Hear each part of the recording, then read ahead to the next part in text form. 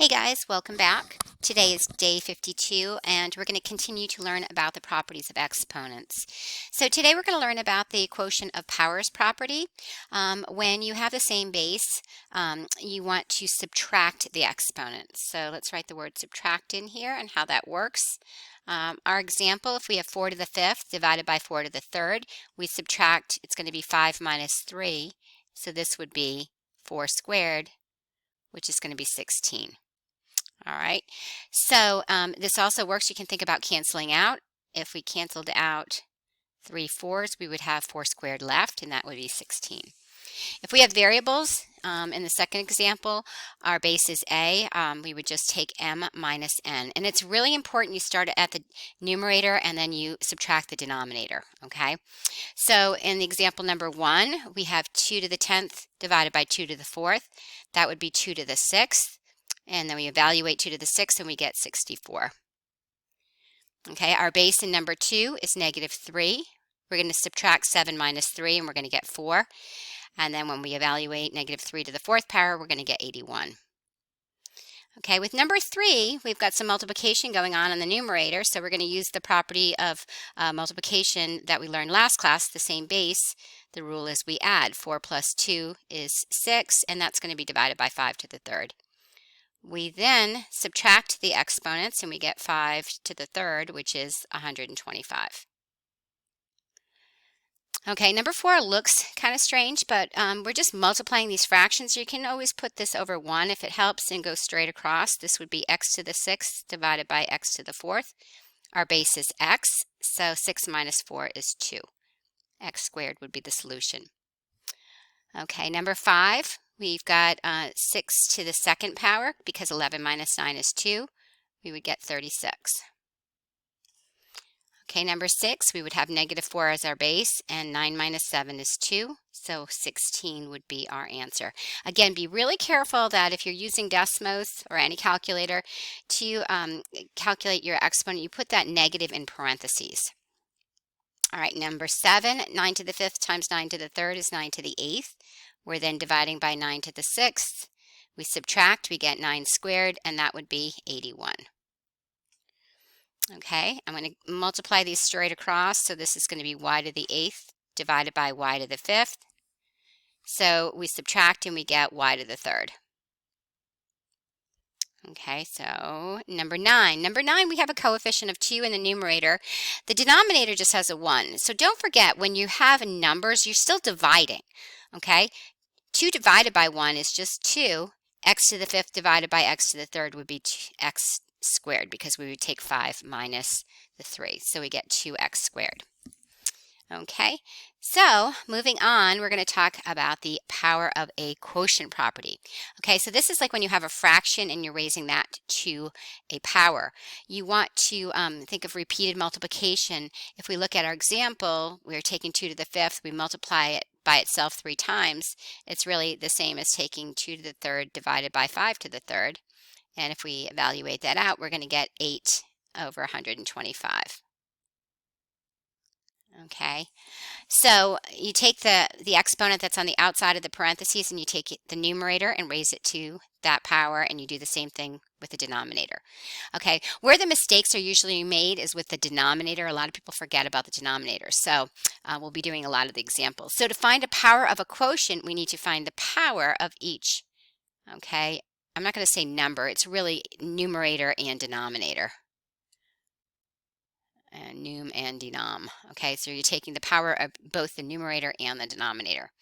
So example 1 does have numbers, but that's 3 cubed over 2 cubed. So 3 cubed would be 27, and 2 cubed would be 8. You always want to simplify if you have numbers. 27 eighths is already simplified. Okay, for number 2, we're going to take the numerator, which is x, raise it to the 3rd power, and we're going to do the same thing to the denominator. Okay, when you have a negative, all right, you've got to pick either the numerator or denominator to have the negative. You don't want them both, because if you did that, it would really be a positive. A negative over a negative would be a positive. So I'm going to take the one that actually has a number, which is negative 7, and I'm going to square that, and that's going to be over x squared. So this is 49 over x squared. Okay, number 4, is pretty straightforward. A to the fourth divided by b to the fourth. All right, number 5, there's one of our negatives. So again, I'm going to take the negative 5 and raise it to the third power, and then the y is going to be to the third power. Again, be careful with your negatives when you put it in decimals. All right, in this case, it's going to be negative 125 divided by y to the third power. All right, number 6, we're going to take x squared and we're going to square it. And then we're going to take 4y and you're going to square it. A lot of kids skip this step. I think it's important so that you don't forget to actually square the denominator. So the numerator becomes x to the fourth, and the denominator becomes 4 squared y squared, or you could do it in one step, x to the fourth divided by 16y to the fourth. Okay, and you're done with that one. All right, so moving on. All right, the next example. All right, so we're going to take 5x squared, raise it to the third power, and then 5y and raise it to the third power. Now, you could have done this a couple of different ways. You could have simplified this going in by just saying, well, 5 divided by 5 is just 1. But if you didn't recognize it, I'm going to go ahead and show the example as is. All right, so, and we'll simplify later. But this would become 5 to the third power, x to the sixth, divided by 5 to the third power, y to the third, which would be 125 x to the sixth over 125 y to the third. Well, when we simplify 125 divided by 125, that's just 1. So our final answer is x to the sixth divided by y to the third. Okay. The next one, it looks a little complicated, but we're going to break it apart. So we're going to start out with the parentheses here when we have the fraction. We're going to take the numerator, a squared, and we're going to raise it to the fifth power. We're going to do the same with the denominator, b to the fifth. And that's going to be times 1 over 2a squared. A squared to the fifth power becomes a to the 10th divided by b to the fifth. And we're going to go straight across 1 over 2a squared. Okay, now I'm just going to multiply straight across, so this becomes a to the 10th. And I'm going to pull my coefficient out front over 2a squared b to the fifth. Now I'm not done yet because I have 2 occurrences of my a variable. So here I need to divide. A to the 10th divided by a squared is going to be a to the 8th. And that's going to be divided by 2b to the fifth. There's our answer. All right, and then number 9, okay, we're going to take the 2x cubed, we're going to cube that over y cubed, multiply that by 1 over 6x to the third. The 2 is going to be cubed, the x is going to be to the 9th, all over y to the third, times 1 over 6x to the third. All right, now I'm going to go straight across and multiply. So I'm going to evaluate. I got 2 cubed is going to be 8. So this is going to become 8x to the 9th. And I'm going to pull my coefficient out front. So this is going to be 6x to the third, y to the third. All right. Now when I simplify this, okay, and I go straight across, actually my 8/6 can become 4/3. All right, so I'm going to write it like this. X to the 9th divided by x to the third is going to be x to the 6th.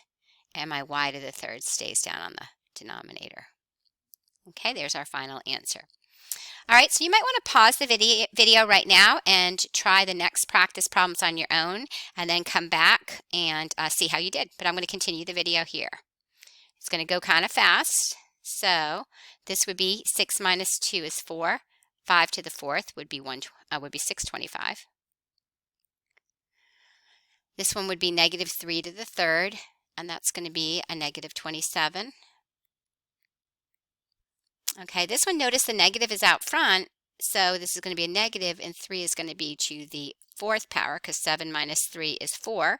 So in this example, my base is just 3. My negative is out front. So I'm not going to put the negative in parentheses when I raise it to the fourth power. Instead, it's just going to be negative 81. Okay.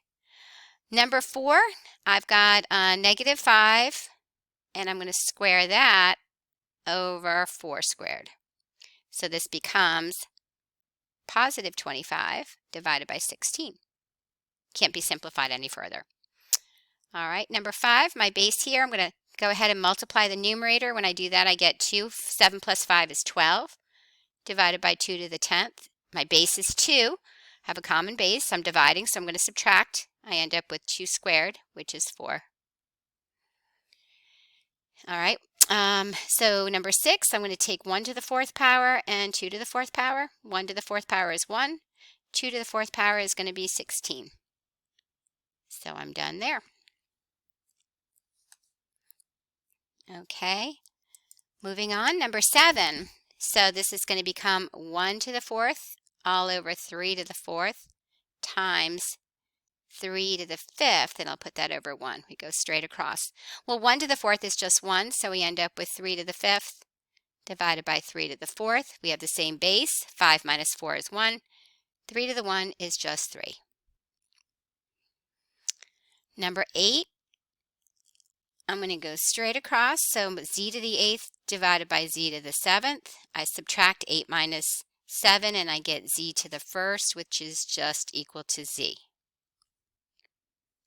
And number 9, I'm going to be careful with number 9. I'm going to take 4c and raise that to the 3rd power. And I'm not going to forget about my denominator, d squared. I'm going to raise that to the 3rd power. So now I end up with 4 cubed c cubed all over d to the 6th. 4 cubed is going to be 64. C to the 3rd all over d to the 6th. So that would be my final answer. Okay. Number 10, a to the 7th, taking that to the 5th, and 2b, taking that to the 5th. And I always put those in parentheses. If you're breaking apart the fraction into numerator and denominator, put them each into parentheses and then raise what's in the parentheses to that power. So this would become a to the 35th divided by 2 to the 5th, b to the 5th. Okay, 2 to the 5th is going to be 32, so this is a to the 35th divided by 32, b to the 5th, and I'm done with that. All right, 11 would be x squared, and that would be squared. And then I would take the denominator, 3y to the 3rd, and I would make that squared. Okay, so this would become x to the 4th all over 3 squared y to the 6th. All right, final answer of x to the 4th all over 9 y to the 6th. Okay, and then the final problem, I'm going to take the 3x cubed, I'm going to square that. I'm going to take the 2y and I'm going to square that, and I multiply by 1 over x squared. So in the numerator, I end up with 3 squared, which is 9x to the 6th. The denominator would be 4y squared. And when I multiply by 1 over x squared, I end up with, 9x to the 6th divided by 4x squared y squared. I'm almost done. My x to the 6th divided by x squared is going to be x to the 4th. So this is 9x to the 4th all over 4y squared. Okay, so that's kind of a tight fit. All right, the key to this is out on Schoology, but I do want you to do 52b. The key to 52b is also on Schoology. So as you do your problems, you might want to check them and make sure you're doing them the right way. Okay, make sure you do these practice problems because we're going to be building onto this next class. Thanks. Bye.